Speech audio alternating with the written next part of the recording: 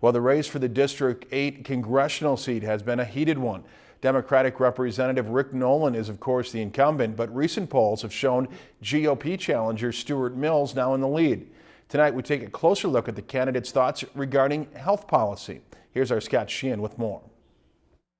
One of the biggest issues in the Minnesota 8th District race is about health care. Congressman Rick Nolan is on one side, while Republican challenger Stuart Mills is on the other. Last week, we contacted both Congressman Nolan's and Mr. Mills' campaign teams requesting interviews. People with Mills' camp says his schedule was too busy and gave us this emailed statement. I'll work to repeal and replace Obamacare with patient-centered alternatives like price transparency and the ability to buy insurance across state lines and increased usage of health savings accounts. We need a system similar to Medicare.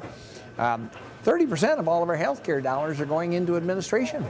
Medicare, they administrate that for 3 or 4%. So we need to get to a system that where the dollars we spend on medical care, medical services, go for medical care and medical services, not costly administrative plans and insurance company profits. Since the Affordable Care Act was implemented in Minnesota, about 320,000 Minnesotans have gained health care from MNsure.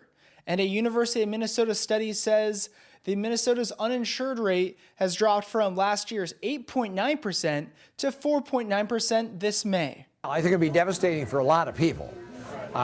People with pre-existing conditions, people trying to keep their kids on the policy to help them through college, the removing that limit that forced so many people into bankruptcy, and removing the donut hole, under Part B for Medicare, prescriptions for people.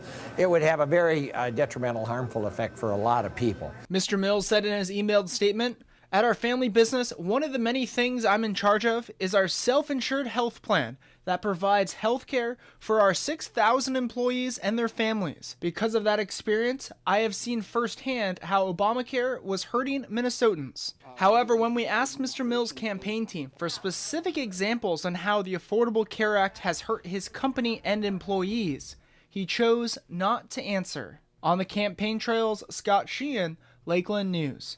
And next week is the last full week of campaigning before election week. If you've enjoyed this segment of Lakeland News, please consider making a tax-deductible contribution to Lakeland Public Television.